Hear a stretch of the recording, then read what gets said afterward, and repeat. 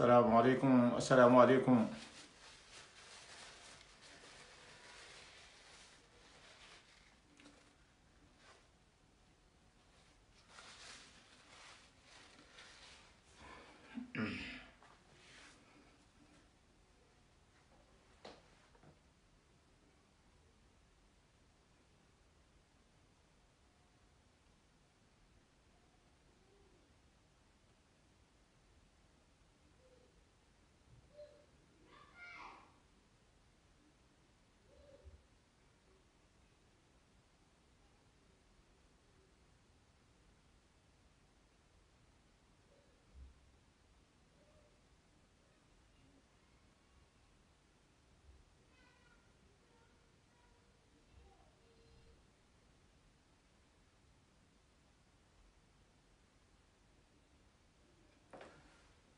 السلام عليكم السلام عليكم. بناري شاي إن شاء الله.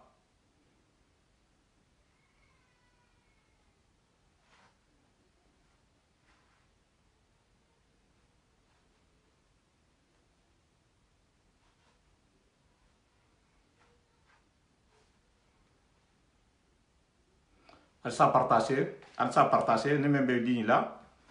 ça coûte rien. Elle a partagé, elle a quoi, t'as là c'est CIA nyame, elle fana sur barajo soto.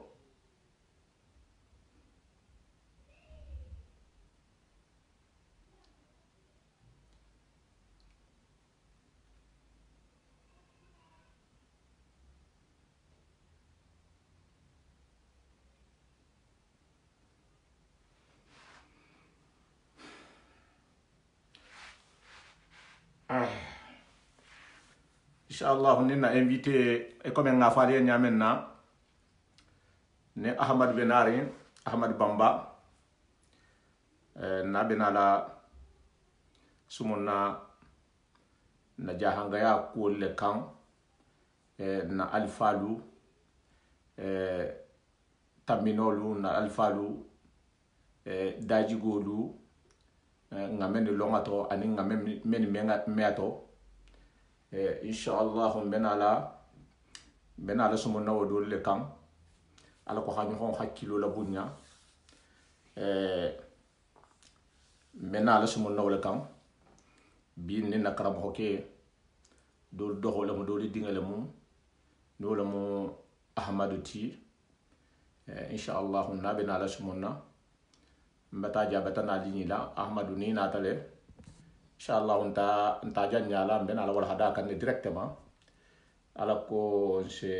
natangan kana tambata voilà yo stadio invitation beta tahima ah السلام عليكم. وعليكم السلام. السلام عليكم والسلام عليكم استاذ. وعليكم السلام ورحمة الله. ايجابي كنترنتي تمام سامعني. دي مهولو نبي الحمد لله. جنن be wala hada da mutala ameta bi comme dalta la nyame yo c'est contrôle si bari ngel ma folo ne wala mo contrôle ti bari nya contrôle ani misilme ya contrôle ani famadi go contrôle yo mba fala jama be ko a'udhu billahi minash shaitani rajim bismillahir rahmanir rahim assalamu alaikum wa rahmatullahi wa barakatuh mbari misilmo dum mbari kontonna bari nya contrôle famadi go contrôle tigininta ya contrôle contrôle men be khalsarin khashiya contrôle beti khafale ka assalamu alaikum wa rahmatullahi wa barakatuh ameta mbiki ko men ngala hido men ta aliyen jam bari ngem mislimo lu nadu qotolu khana besumun na men kan ni ahmadu la wala hada fulan no le jenti wala hada kan men be ben na alifalu laqulma alfaynu almata wala hada folo la me ikram me nyame la ala nyasi la nyabululu ani hakulu la tahma nyame na dino ni buluma ani malon tamen to beta ku shiama long wo ku do konora bi hambi menala na benala sumunna sumo do le fanan kantum bi sumo to mado question saba se tarambu bar question sabo yin ntena la imbe tre bimbe tangale tala dundi parce que ku me mu inti ni muna fam bale bala ku du ni muna fam bala ime wala gurungurung isa la ke ku de dondin ala ko misli mo lo ha ifa mo na fangala ala keta da fa fulati me da fa fuloyin nyinga ke mo na fambati nye na alfa lu sigid lalu benala wulu kan benala len alfa lu fanam benala balunya kanne ni alhana ngini min botaje na kitabu bani do bije ne atatan na alfa lu bulula ni wolu mo na dari benala lo fanam na ko do lu kan bari control kola la control kola hambi ngalni ahmad fanam bula afana nga control la salima otmo butugo insha Allah insha wala hadadam tabara ustadu danim be continue la conseil kiline be mbulla men fola bari ngal be meta sanji sabake fo sanji nani metoke iyo mba fola bari ngal yen jam ko kelo manni sentani manni sentani se mo wala si kudulo ma ase mo wala si jarabolo ma sentani se mo wala si kudulo ma se mo wala si mo ho men jigo bi ga so la tegeto sabaro ni ko mo hen ko sabari hakan sabar la sabar bali amani naam mo ho men ko yen ko sabari sabaro tumoto I hadi wala ya hasiya mo ko bit ne ni sentani na ta mo ko juso be bori imani bin tulbe ku mo men la na reso so kono la bi ni jahangolu binda malu asatan afatan na tubala fo nin kelu mo ko be nyohon do ya la bi be nyohon na la bi na fo janna ro ha mo na fa mun na ustadi na ro mo na fa mun na mo mbeta fo je be mo na la mun na wa fi mo ne be mo men na la nga fo de janna kuma do to mo ho kuru nya ta nyaaw nya mo hol do le ba fa nan koma mo ho kuru jawo jam mo so be sa tara koma mo ni ma sa tara koma mo so be jawo jam mo ni ma sa tara koma mo kuru mo sa tara koma donc ninyi do tata ku ki ta la même manki ku isa la tahamale ita hala tahamanyama limani abuduma altala khamen bule isa goto ko mo kuru mo sela jabi nyadi mo so be se jabi nyadi altala haybe bula len sagoto bal ita ma imbe ko fe tahamone ko fanto ibe mo wa men nan ita ko mo kuru mo le ita ko akata mo fi ita ho la fushima ni hadu baba ken do nan do se bo hi baba ken ni hadu baba ku mo nan do so hi baba ken do nan ni hadu tata ku mo nan do so hi tata ken do nan wojalo dunya mu innati ba mbeta fo be ko be hasabre mo honde sabarna nyabe resultat la bar inshallah mbe ku mo ni kala tel be kuma dal ja alko men ben na mela e kana tel la saade tel la sahabu munti parce que adaji go be fanana parce que be fo mo ki kana na sa ifana ta adaji go da ba iyo mala la ja ite men di jan ni nena hawandi ke ban nan ja furake mala ni wandi ke ba han nan jan nan tala bar man tala sa mo to hala yin ka nga melo ko ni ko hi so to ko ni hi la ko di alama e be liman yar ma ko ya ko to alama ala si la kelo kele woto bi mo hol bata ko alami te la kelo ki fa shi fa ngo sale man la alta la tala donc so do fana ni wotu ni honne hala sa ni wole se te mun afam do jana da bari ntulo be lolu nyabe resultat la le ala mo ben sa ma ala mo sen tan ko la ala mo turkun na di la misil mo be ma misil mo nay la ala ko ngay na wuro la ma ala ko be kana ta hadin ko bayni ko na din ko men di jahal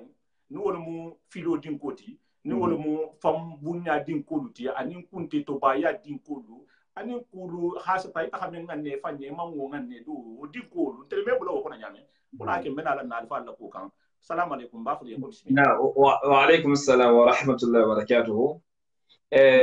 جواب كنت نبي بالنسالة واتو جنة نمي من النسالة أكثر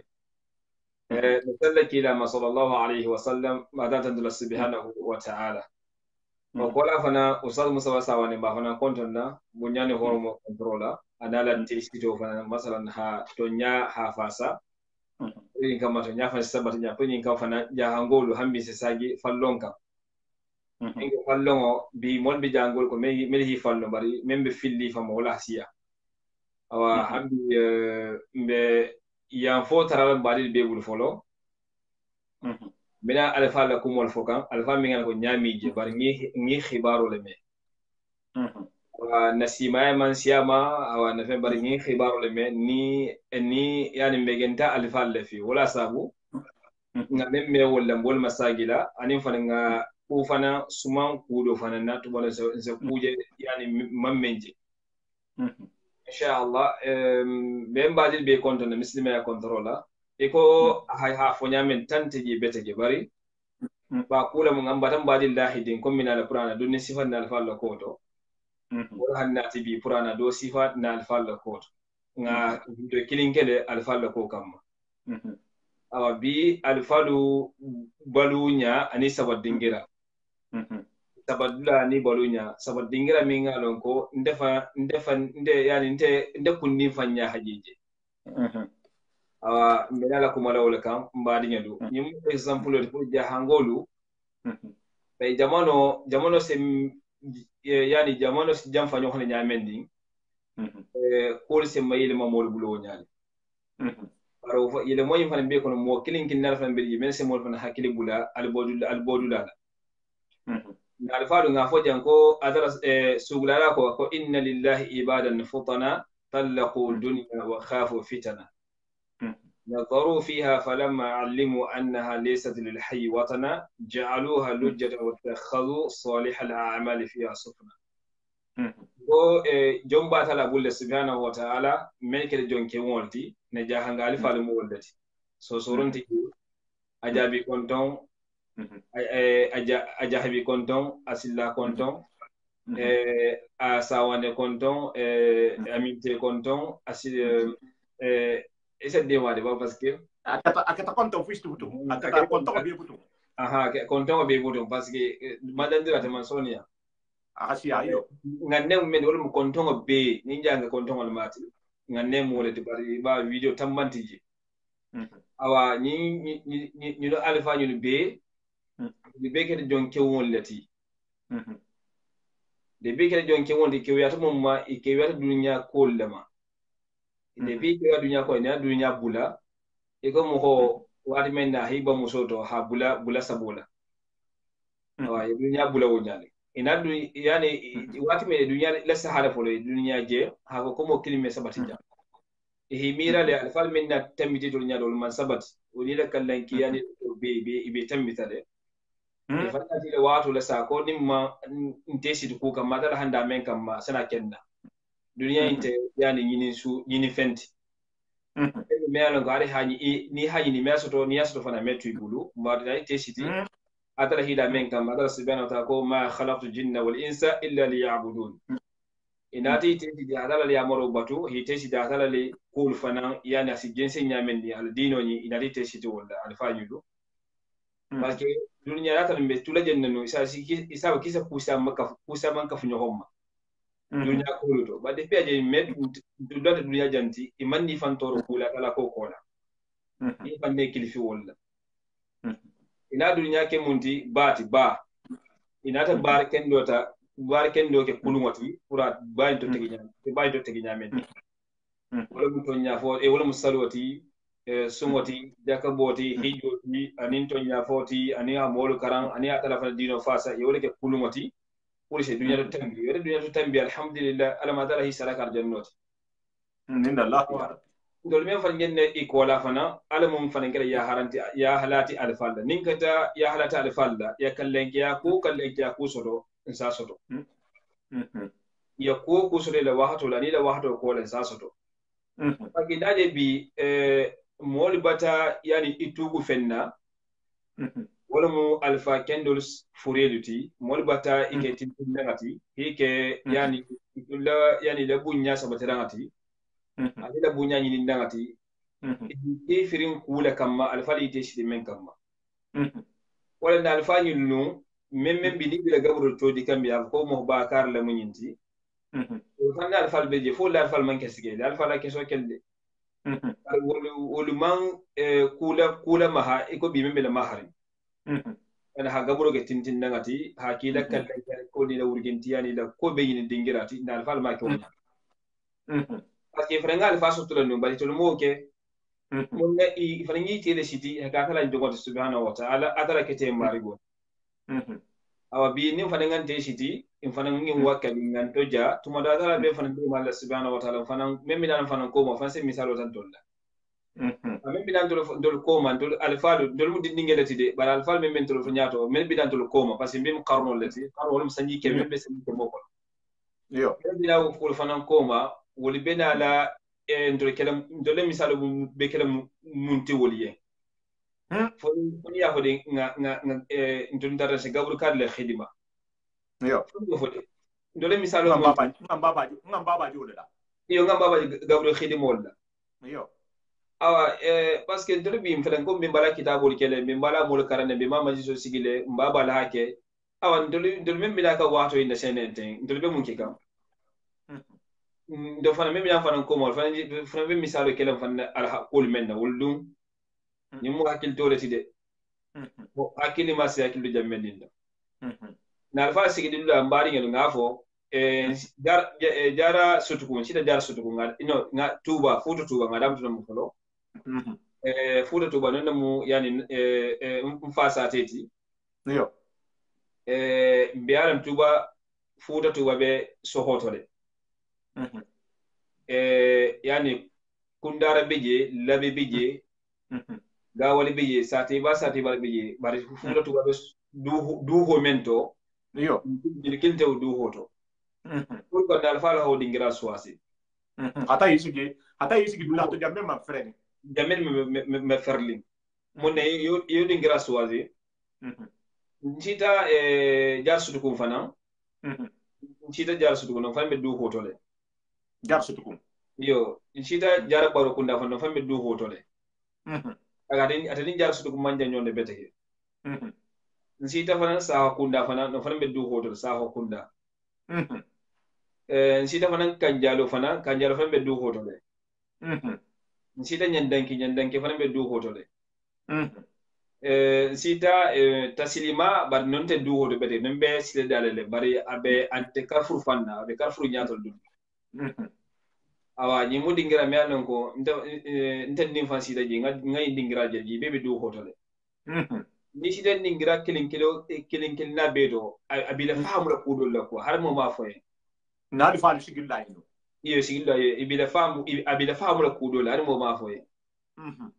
abila famu la mun mbadi hambi ngado makkum mata nyohonye wala mo ko himor fitno la ma ndole be ndesitere fit ko men nabi ko alfa la duwa jabita alfa la wato fonde kere abi kere nade wala mo yani hite siti yani hisigi dingira me nango ite fana dino sitinya e dingere dino sitinya imam barna dino sitinya be sire o dingira do ko alfa la do jabita wonna mbo foka alfa lu ha dingira suwase ko men mo lelo alfa la dingira do ho lu suwase le pour yin kamay fangal se kisi anil dimbaya do anil dino awa ise kisi na fulo le fitno ma ise kisi fitno ma melon ko amunu ase mol li manatinya ase mol fane daji gol tinya wala say capital il betu je tasigi wulol kono wulo me alon ko sila seno nyasoto je sila mol kala nyasoto je sila albato nyasoto je sila mo fane daji gindo fane nyasoto je wala na alfasi yin du holut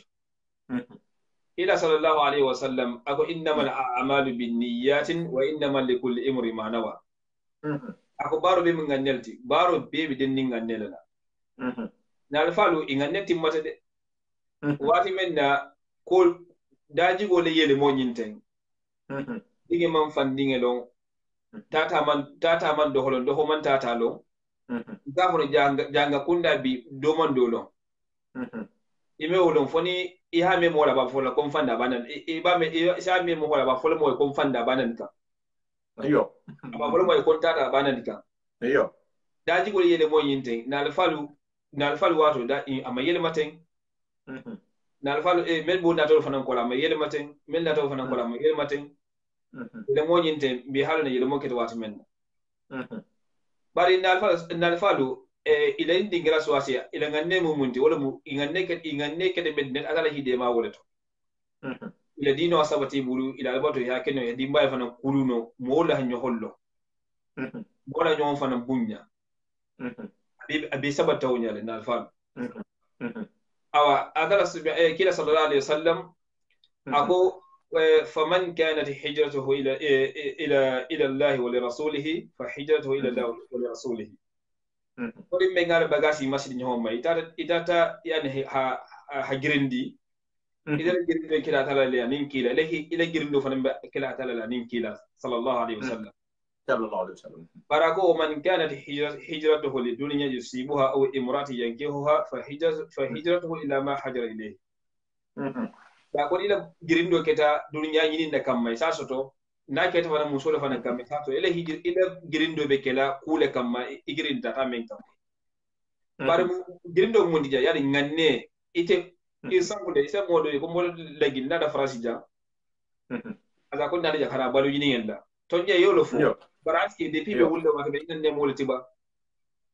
ite le nganne lo nganne wo ila ko be banda wala ka ikon na falla ko le banta kenya men kan melje ani man ngamen dole hibaro me ila wato bi bentene mol da ndol hal falla ko yinu ke ha ko al fali man nya soto le ke al fali yani man duniya le long al fali faida yani iman fongoli man kuninne woli samba du holito ni ngoke mbada fudundi na al fala du holi sugandi ko men kamma ngol no jelo ngol no jele ye mol men karam melike da tiloliti yani banko fanna Allah e mol men daji godu ye mol katama nyamendi ada fana kul fana be sone ye fana mol hadaji go so ding ya falon fa do ho tata lon tata ha do holo bari nyabe sabatri yenda mun dal fa sabo dingira ngana ngadonni fo dal fa la bari nyala koto alsa partager men benina alsa partager ala ko ma ko ta finance profitati fe hala saha parce que nyumun na kubaleti donc alfana na contribution support alse baradio soto ni ma ko ta fana ngala saha fi ahmad men dal fa la koto la barinya alla ali la barinya fanna saha isen dal fa isa yani fa kilim mal wala fa fula madini bebe du kilim do ha dingeta hadi do ko talibiya iyo parce que wala hakulon asiatati ha dingeta ha ta hadi o matalibiya ando le wato mi wato men kono tay hari kawando fan ni mo hobe nyaado ma le kawna mala me amera me wallahi amela me fara ko ha dinga dita ko talibiya parce que ya dum ko ngol ko fongo ko be so do nyonna wala ko fongo ko be le soto adun dal fal wal hajra fa atala subhanahu wa ta'ala ate yani al fadlu bi yadi llahi yuti man yasha isamantiya batal ndadi men bulu al fal be bulu to ko tenne ndaji dula wotu moto dula karamo ya soto ya karamo ya tudo bulu ba gadala ho ko di wala ma udo bi je wotu do bulu adala ho di wala ma para manke wana ko wodu wulu mel hati bulu na yele mato do fana nyaato gon ki ko ya to be bulu ifande bulu li ko de be bulu li ko le ya jere ni atara example ita ha qur'an fasarol lon ko ita se mola kara ita do jaha digeta al be fakiri wala be fafula mada digeta hadima kakara ay be du kilimma fana no digeta hadima halaka asi khidibo fana kantugo asi bunya fana kantugo asila londo fana kantugo haki sonne be yare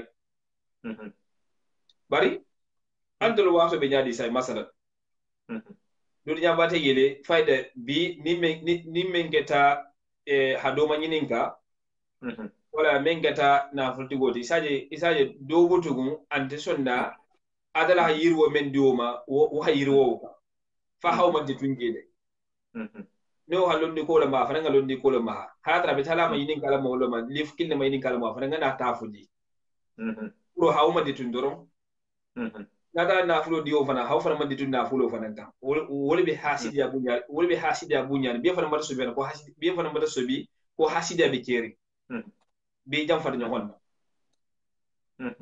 like hala banin kede nyaawu nyanni memba kono ahanu ko nyaawu nyanni na mal bala na mambo ko makanto abula ta kalama ase wo baro ta abula ta kalama a wala ha jam fa nyogo yani wala han jam fa nyogo ya sabu wala ha so bonyo onna yo awa na falu wala habetu ye nyontu nyon pilashi wala hi labarinya yani sude memu mendi ke ba mu ke balati doho lati bingi mu bingi lati nandi mu nandi nati giri mo mamme fitna mamme nyogo kili mamme kotom lati bari mo ya sonni mele fungo ni o me bay mo ya kono bari nyohon kano beji so dem sinari nyohon na le falu itu mesira al halul ka badinya mbaba afo nyala ko ate baba mimba kherba wodo bi anakildo hasim wol saki nyadi al falu nyoho mutanya ani le ñohon kano ani la kuutu ñohon ñe nefte o dole fona ja yani wotumo jahanga alifalu memba hashim wastaha bay nyala ko staha ita imatama nala ta loma asala fudota ha sigi atata koto nala fudo sigi anin fudo amelu mun kono de asa fudota la sigi atata koto ay finjigo min fana ba ko haw fana to kon konten ko to kon kon pour o kana sobi o kana imbira kanin do watta ha bun kono yo awa tata be lo kunna ko ko beten mi kan adala safaro yibate adala dimbani tata le mo fana be ko lo maji ada wasta bay na hana nada bay mala la solo fen fana biya sana ta de ga tata a wol yen alfa le balunya kenyal jene wotu mo de fende keri asa si pengi nyamen ani be nyomuta nyamen be ndoro fele bi banki be farin ku mbadi fele tante inde kendari ibi baso ngai de mo baso ngoso banki be sen be ham be wal be ni hammo mo handa konti la fa yo mbadi fe je do lefta musuina wodin tabul awa sine nyogon kano be nyal nyaadi parce que ko men se sonne medu nati nyogon kan bi tolnto osilo kan nyogon de malamu ani hatara nyogon na koto ani kada nyogon mo ho jamfa ila kuma kan ala ani la barola o fare be se ko lu fare yele mala mo lu tema awa ndole men fola na ko lu mo resi minti la sade pour ngata dépasser quoi non ngawa ngawa abidia ndoni ngawa folo okay ndolse men sa masalan nal falla kul tamanya ninga wala sa abibe na bari ndo fana sotno no parce que nal falla limani yani londo ko men no nga fuja ko sandi muhani lulu bi muhani sagi wona bi saba al falla bata kulong adala menki ga wajibot ibata kudu tege ku fana ibata kudu tege fana masalan nal falla wotumo awa idulu hila alhaya baloke nyinaka alyasilam fana sa hayrenga biji na fala ko ke alyasan sa hayrenga awa depuis ila ko ke alyasan sa hayrenga doron londo fana biji adala hila ko bebe ndoli bi sine alyasilam ngadu wala sabu donina ko modo fonyala ko ngako modo fanya ko fo miya fo yaro ko fo me fo ma nya se ma fo nyadi ba malo ngayen ko bi mohol le fanga yani mohol le sile inya yani nga mohol le sile fanga nya ko basara moro ide ustad musa wasawa ide be sigiri ibadinge ide le haji ya faransi wala ibadinge ibala ku kalama ite boka ibo tijala woka ibo nga dingira fola mohoye mengal ko linyanta bunya le ite be juto wala ibe mo fanta la fana hala juto wala to ona bunya mo wose ben ona bunya mo wose bay men ta bunya la munna iya ko bakam men fo anyala yaajel aw mo men be al halu badi be ma al halu ka aske woni badi se ko keno ba nyonna jarabo de joti ustad wona jarabo mi aje ameta biki ko me hadula do fo hinno la koto sai buludu nyohon bulu la koto iyo na alfalu ni gaje nga fode jam ko ni ko ngatunna alfalu ko parce que alfalu la kul be benni sunno le ma alla ki la kul le ma la kul ta hamanyal betike no ni hi la kul la sa yimi bono nyonto man bi fode parce que dunia bato mafali bar ko le alfa folo tarambato nyamenna betike no ngai njelen telmedie ngai nyen nin pani sikita ko me ijana keba ibaba na do la ku men fote ala ko hana dan te gola halon ko nyinde bentel kun naja fen na to mo har wala ba ni waya shi ni men na ta be sa ta hila dan te gola ke ba le sa te lu ko no wono membe ke ba yala bo ani te baba se ke fa hakila ni do se fa hata hi baba ya wote de ibaba lu tata men bije har ibaba be balu ndol be balu dan te go be ta hala lala wala ya te halu ko be la ta hala nyame wo mamba ta ita ko ngaka ne mbulu dun na ni hombulu beteke no iwulu fa dum bije iyo wala wo fana men do ti sumanga fana ni sumanga be kala lo sumanga satra buntungo ba yale ni sama seno be kata adese ke buntungo lo kono ou bien kurukuro kono wo fanan be sena suman kaya jene nin tabiro fanan ketana mota kamar nga ni la siya jama na la siya al sali bulo ko ala ko kali hinno hadu nyonto ali be sa do mo pani kilingere to pani kilinga du sabe ko lebe ke kan tu me ta ho mani wura e hakko do leke ala ko sa ho mani wura ate dinni nga medbe hon kan ala hatu minin na do mo wahti ba seneke wahti ba sali wahti ba tu mo tu mali be nyonto le ya ay ne ko ke ala ko hinno tu ta nyonto ni se nyonde yo bi do fere ni ta ibaba ifa ba do bi ifa wo fa ni alon kina ba bele ke wala wo fana ni do bi je wo fana wonya hambe ta so bo nyon na sa ko ha do muro ke dula kilin sa ko ha nyon sawra nyon ya o ken dar sine wala donc o be bo nga to sile mo to ta nyon na jara bonte o bele ke awa inyaba daji go do bi je ko do bi je mo ho daji go so le sabati ko do fan bi je mo daji go sa aboje ko masala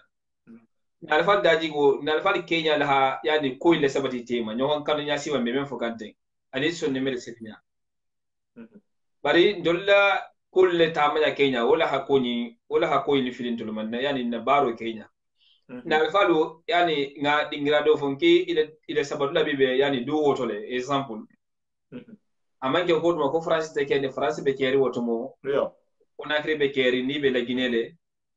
Bamako be keri ni be Mali le Dakar be keri ni be Sénégal le banko capital le be keri wotomo de man sol fana bijo mel ko wolum fenti goldeti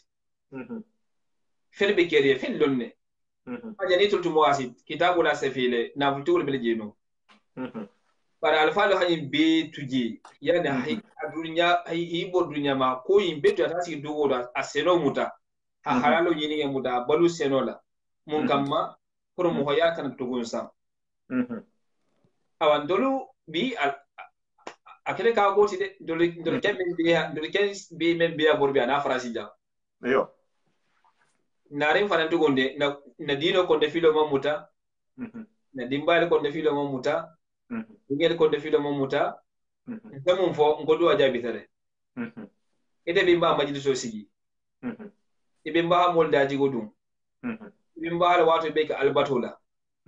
ala wato be ke sonal pura halalo nyini halalo bulla bar haram ke sonoti yani wole wato be ke wala ite man ko ku tawde si ya hamenna fana sigi asabati kafirul tema hana yide fanku tumu ina ko alfala duwa jabita le alors akili ma me son kuma kan no pare otario alfala duwa jabo duwa se jabi nyaadi folo parce que ni haje na alfala duwa jabi tamenema wol ko le ki dunya be hi be mbal la mo balo ti ala nyasi la mo leti wol fana na duwa jabo kata munti do tale ko fo e fana ngake ki be mba ki hasiya be mbati be nge haje ko ala mo fem bodi to men na siye te fangati al fa do duate ila ala gaslan nya be jam menna ise duwa ineke ko ala mo fem bodi to men na siye izo duwa telebi ni ba fo la mo yembi ko ala mo fem bola to men na siyati ake kude parce que ça tra sumba fa ko te wote ni sum ba kumba do ta ba to men na siyati fangati albat problème ba soto wala bi duwa nya fi ga nya to bonde be o sa dere menga fenga di mai kana fo de kwala mu fembo le menga sia sa tra sumbale moti no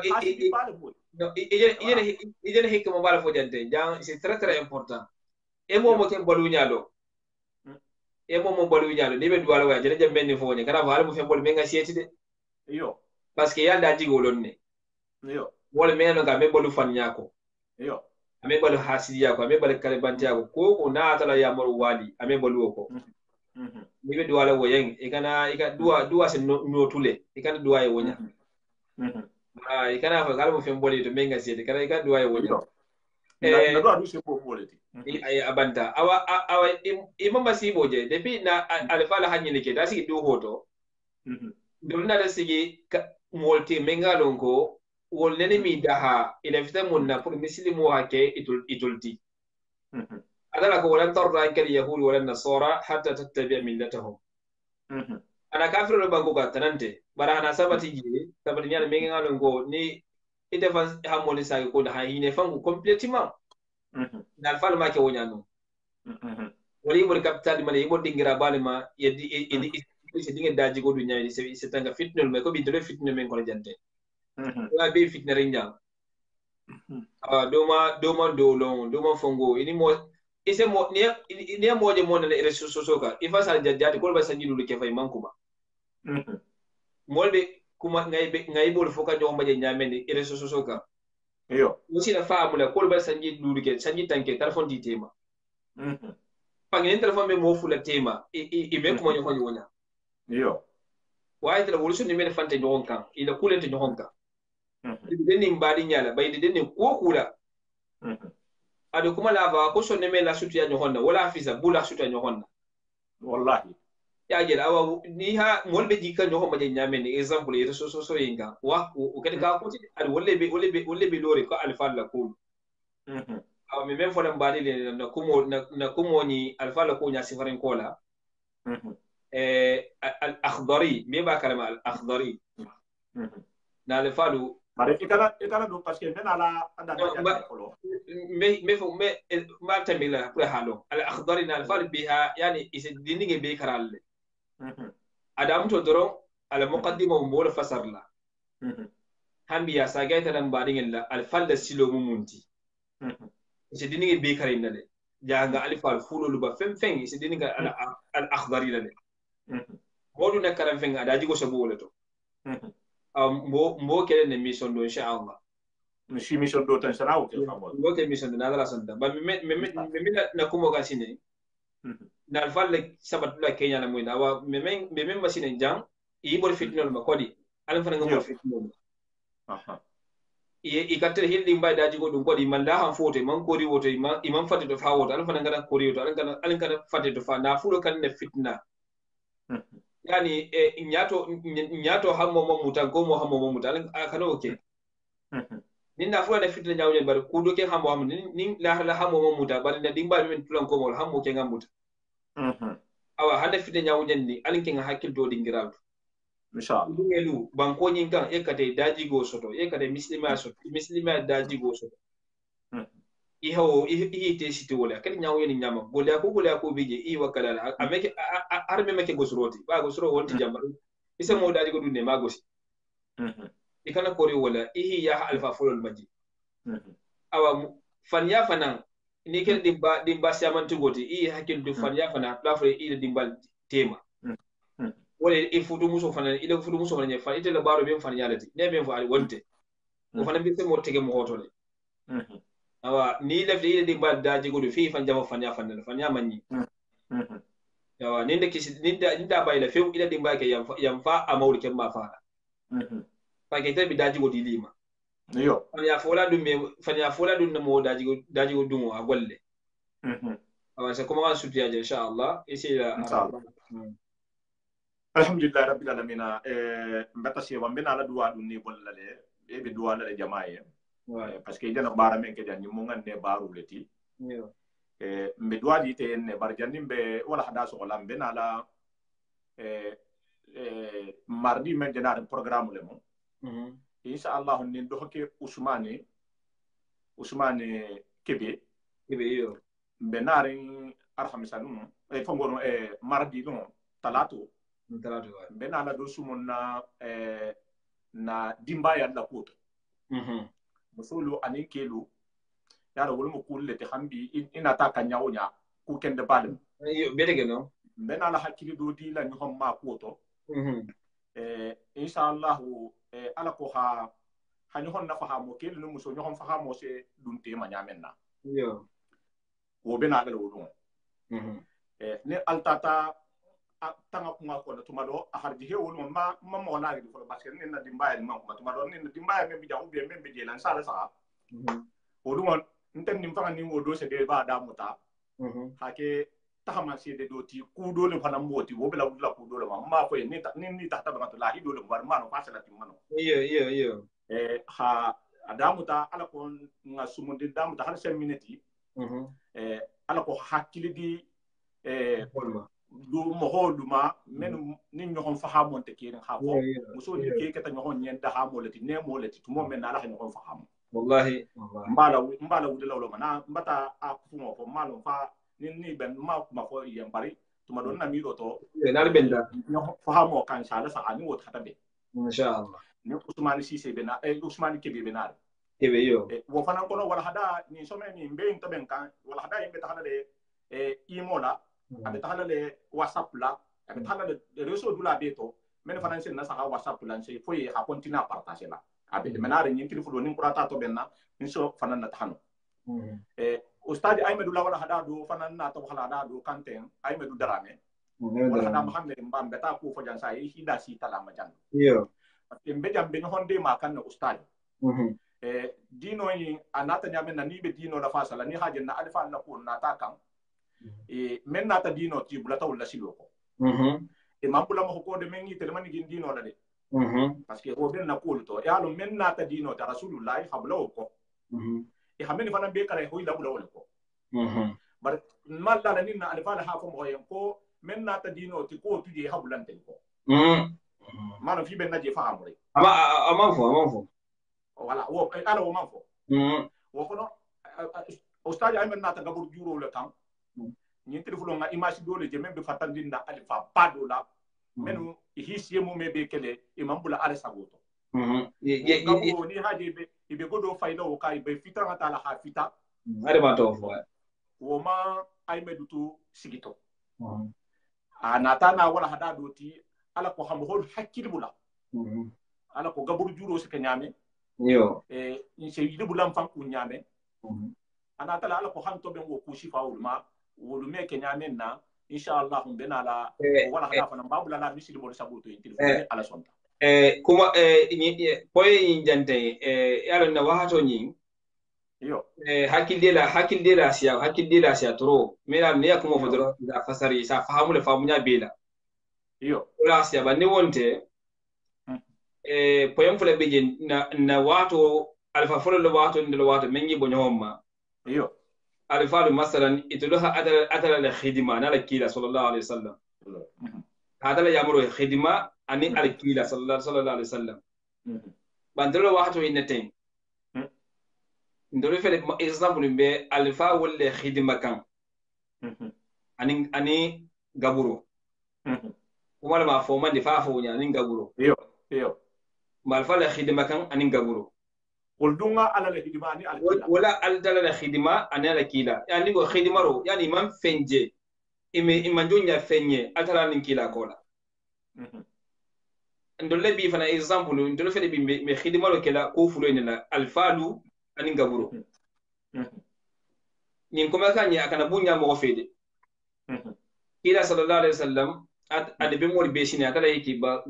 bashira wa nadhira amolle shi wa mebe ko nyima kan kal continue saraba lenji amolle fana masila mebe ko kurunga kala dabula kunti masibo kasaro balenji ali ngandi ngira fam betege hala madinge ila alfalu ali ngabula alfalu ko ibula ta tala ko kolmenna anin kila bara alin kana alfala khidma pour ndo se dunya bunyal soto alin kana alfala khidma pour nyin kumo bele kum pour nyin kama se dunya kan len kiya so dunya godolu alin kana ke nengo ke ni alfala be kitale de bi man daji go kilentije ni me nganda alfala bobi se mentandu se buso se gonyeta habeja ha ko men bulal ko se gonyeta beja ake daji go be ka ku yari alin kata daji go ni na alfala daji go burasi nyokonna alin kane khidma pour se dunya bunya ni kan len kiya so ni angel gaburo fan khidma pour ni kama se na fulul kaf nyom inshallah nga dan inshallah wa awa ise dua don ni ken ne har da fa fula ho dua me bar ko ala men se sabuji ma bula ma hanki sabuji o ma ha se kan da tanga wa mbada adala subhanahu wa ta'ala nim bari ngal beye fal me sen kanda hallo silo gam me kideni amin anda faham fanan alfal fanan masalan itambinol la amin allah na khairat da ko to sinin alkanan lo ko kambi amin allah ya alamu jilla kando ni manta be ngala insha allah amin alfal fanan mel tabi alum ne mani hafaro kediye amin ya droto menge dino la minna tikan alma kele mbar kamal lingati amin allah ya allah me do zodo ke habari fana hadi finken be ani jata kendiya inshallah Ouais. awa Ok. awa Assalamu alaikum. ino wali merci beaucoup merci be watu kuta ite ni te bulay hata wala wala alhamdulillah rabbil alamin barngelu ni ahmadu ni ne soto tabi ha bulali sagoto ali sekata ni wala hada en fana ali sa partager atahadula mbata programme fali ni ousmane kebe benarin inshallah mardi loy ni ousmane kebe benarin benala sumonna dimba yalla ko kam mbata premier si dijan hafo ni ala son taban benala musul la ko le kam ntende fanga ni ala son ta ni na dimba ya setara direct la wolumo ifulo be ou bien killing ngana sumo damuta hanyo hakili bula fama itante fuchinte mais hanyo hakili la bula folo parce que ko ni ko kiba ko kala fi itigi fanga hake kudo ti akoto wo kono la wo tahamanse do benala sumun na wolumo parti ndi har 5 minutes soit ni Ousmane Kourani soit janni Ousmane benala c'est programme la sa na ta taben halbe konton famaji go contrôle wala hadani al sa totala nyana sumo men ke janna al ha totala atahadula sesia wo ce que al fanana contribution ti la paix et réconciliation yen wo ce que al fanana contribution ti jahanga ya yen wo ce que al fanana contribution ti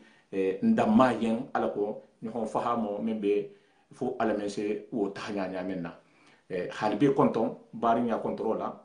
misilime ya contrôle la tigini ta ya contrôle la famaji go be contrôle mento ntendi namo aldoho aldin alkumtani ho Mustafa Sawane union de la paix hafadien ko salamullahu alaykum wa rahmatullahi wa barakatuh